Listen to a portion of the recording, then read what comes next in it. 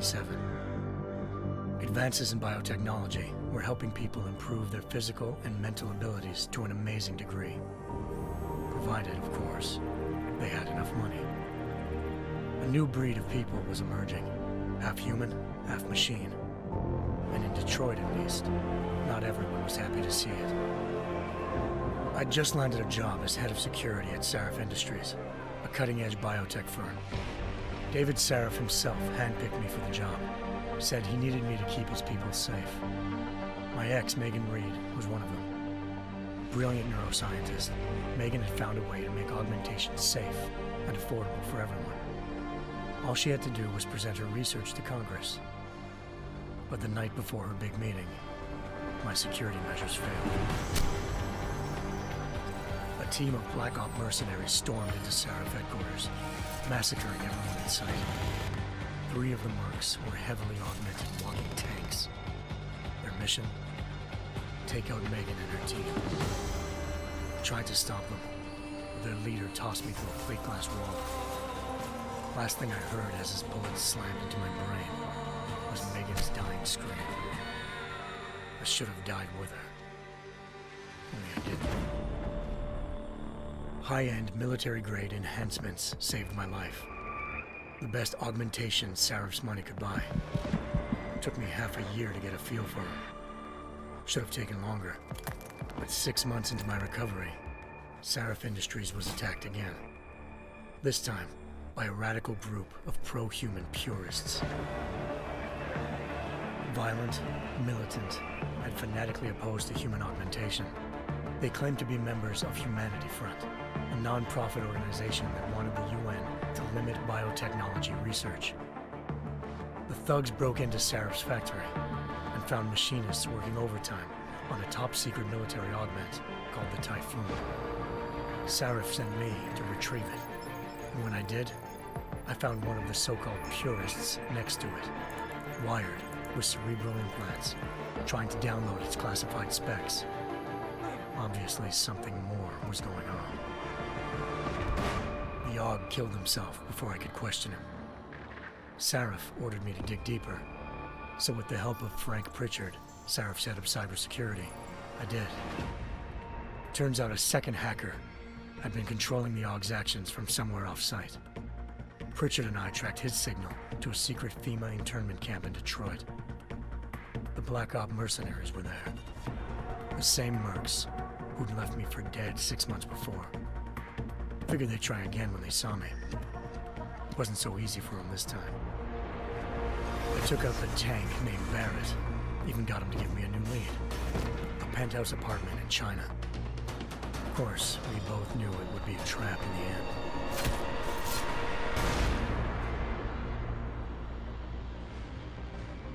Hengsha Island, China.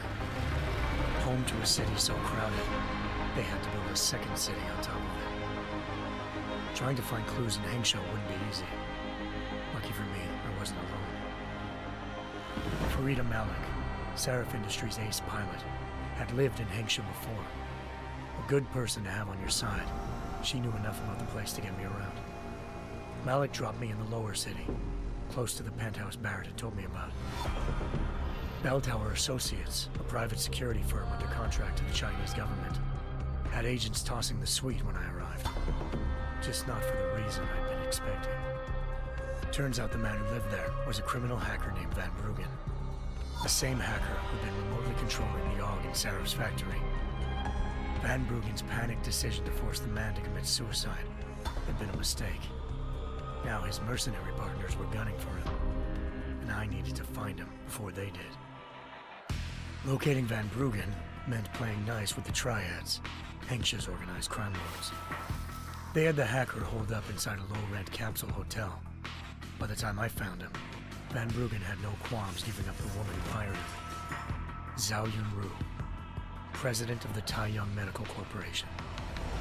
According to Van Bruggen, Zhao wanted to monopolize the augmentation industry and had hired Black Op mercenaries to destabilize her competition.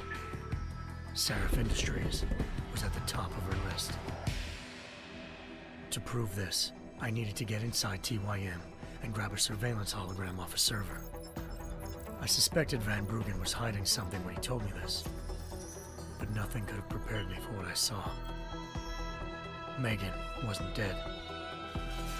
She and her 4 best researchers had been kidnapped, spirited away somewhere while their kidnappers made it look like they were dead. Desperate to learn more, I confronted Zhao in her penthouse. She claimed to be a pawn in a bigger plan, and hinted at a group so powerful it controlled global interests at a whim. Then she slipped into a panic room and hit the alarm, forcing me to make a very quick exit. I figured Zhao was lying, but part of her confession made sense.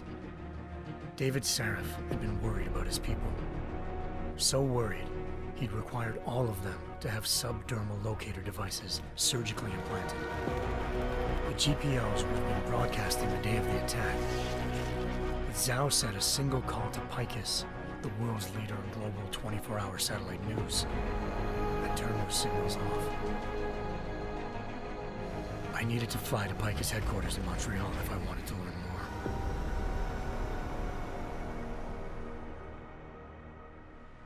Eliza Cassan, Picus Communications' First Lady of News. Malik thought I was reaching when I told her Eliza was involved in this. The world's most famous news anchor, working with a mercenary hit squad. But when I confronted Cassan in her office, she freely admitted to jamming Detroit's satellites the night Megan's team had been taken. Said she's just been following her commands. I suspected she wanted to say more. But Black Op mercenaries showed up looking to shut us both down. And just like that, the Eliza I'd been talking to disappeared. The Mercs were led by an augmented killer I'd crossed paths with twice before. Fedorova, a woman who'd made silence her best friend. She waited for me to track Eliza's transmission to a secret server room underneath the Picus complex, then jumped me from behind. A deadly fight ensued. I made sure she never moved silently again. With Fedorova down and no one left to keep Eliza quiet, she reappeared. Turns out Picus's First Lady of News wasn't a lady at all. She was a sophisticated AI program, engineered to monitor data streams and control what people believed. Eliza told me the Mercs had brought in a Humanity Front doctor named Isaiah Sandoval to remove the scientist's implanted tracking devices while Detroit's satellites were down. She also told me to speak to David Sarif if I wanted to learn more. By the time Malik and I got back to Detroit, tensions between normal and augmented citizens had reached a flashpoint. Riots were breaking out in several cities, and the UN was being urged to intervene. Sarif was trying hard to convince Hugh Darrow, the inventor-turned-philanthropist who'd once been a leading proponent of enhancement technologies, to help stop a possible regulatory vote. Sarif had a lot riding on Darrow. Megan's discovery would have given millions of people the chance to evolve beyond their normal human abilities, and at the same time catapulted Sarif Industries to the top of the Fortune 500. According to Sarif, Megan's kidnappers knew this, and didn't want people evolving unless they controlled how it was done. He called his enemies Illuminati, and urged me to keep searching. Determined to do so, I tracked down Sandoval via America's most outspoken augmentation opponent, Bill Taggart, Sandoval's boss and founder of Humanity Front. Sandoval admitted to operating on Megan's team when I confronted him, but said he hadn't removed their GPLs. He'd merely switched them to a different frequency. Pritchard was able to trace one of the signals to China. Malik and I immediately took off in pursuit. Unfortunately, the Illuminati were one step ahead.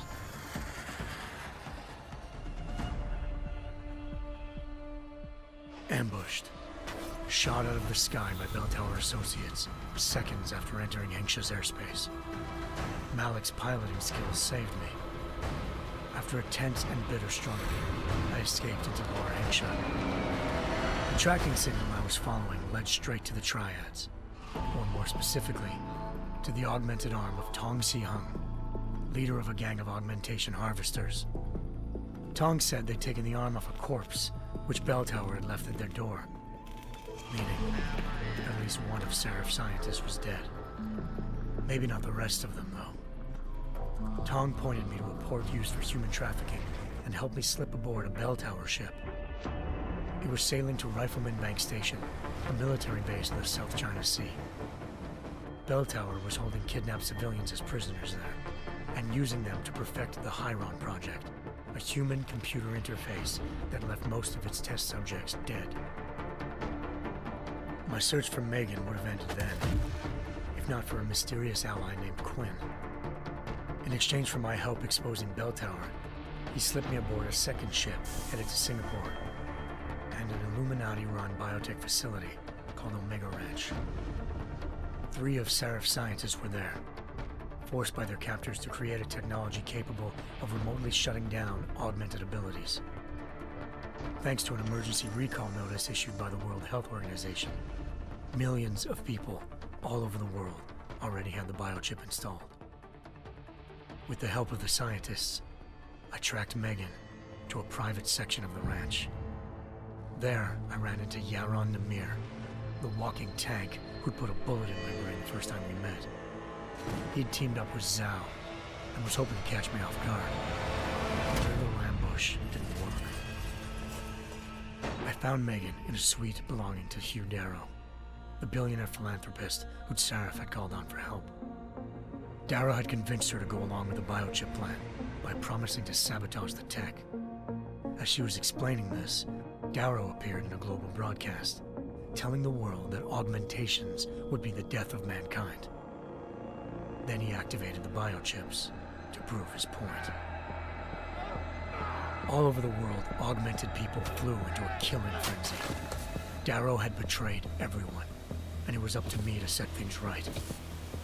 To do it, I had to reach Panchaea, a massive installation in the Arctic Ocean. As I raced through corridors built by an all-augmented workforce, I saw death and destruction firsthand. By the time I shut down Darrow's broadcast, I knew the damage he'd done. Still, humanity's future remained unclear. How would the world react to this sabotage? Would people ever regain their faith in augmentations again? What would be the Illuminati's next move? Only time will give us the answers.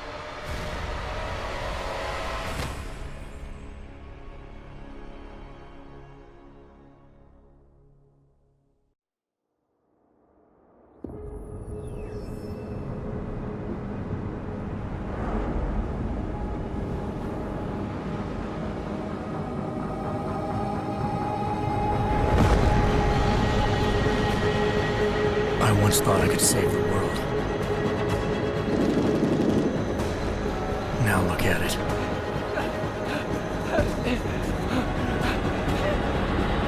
In yet another augmented terror attack, 251 passengers aboard Sister Airlines Flight 451 were killed when an augmented passenger broke into the plane's cockpit and ruthlessly butchered its flight crew.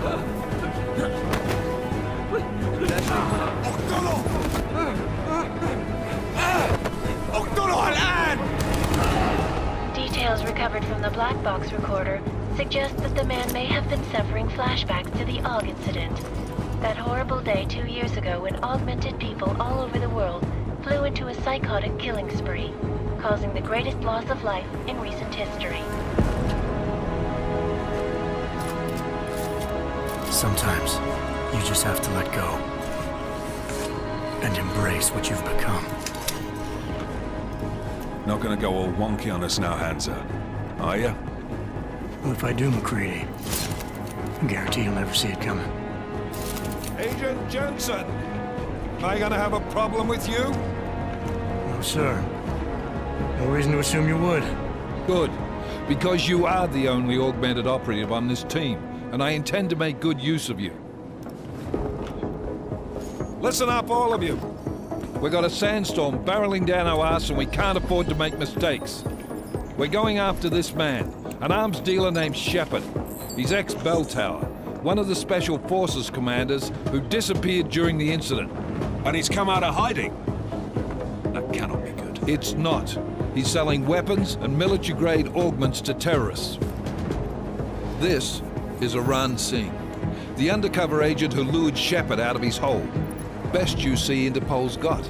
For 3 years he's worked hard to get in tight with the Jinn, an Iraqi smuggling cartel that's infected the Eastern Hemisphere like a plague. Last week, our arms dealer sent a message to the Jinn, offering to sell them a shitload of black market merchandise dirt cheap. They told Singh to handle the buy. They're not gonna like it when Interpol disrupts their party. Singh's cover really that good? It is right now. We need to keep it that way. This is where the deal's going down. A half-finished high-rise hotel that's been abandoned ever since the incident. It's not a pretty picture inside. Let me guess. Most of the laborers were augmented with heavy-duty industrial rigs.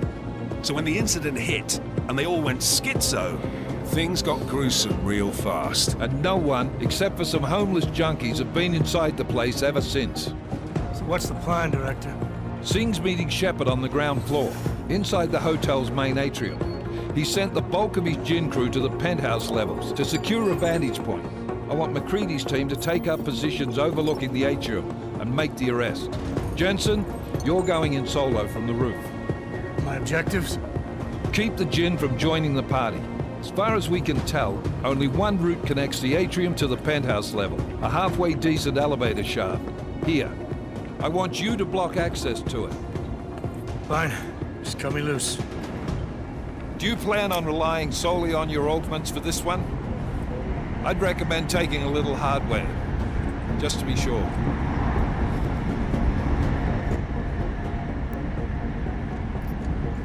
I'm not leaving my 6 exposed. Give me something lethal. Your call, but Singh's undercover in all this. So watch your fucking sights. What about range? There's lots of wide spaces and high ceilings in there, but a number of tight and constrained rooms too. So it's a crapshoot, really.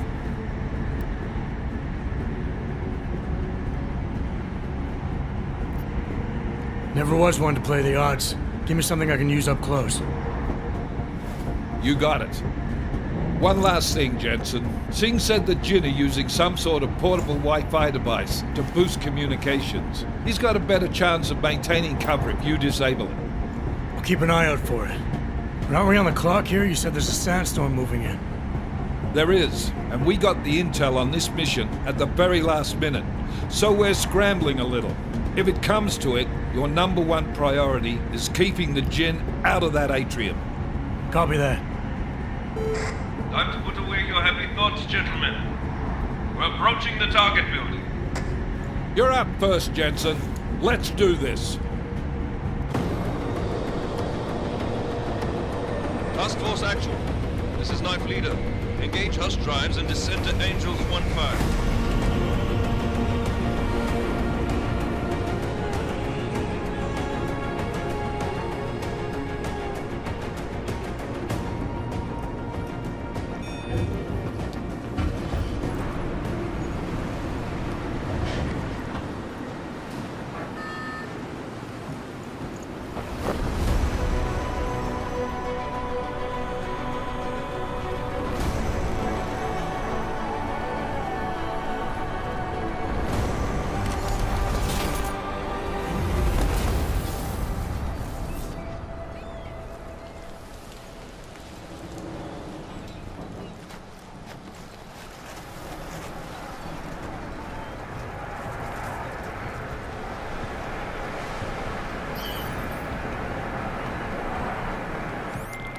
Team leader, this is Jensen. I'm on the roof.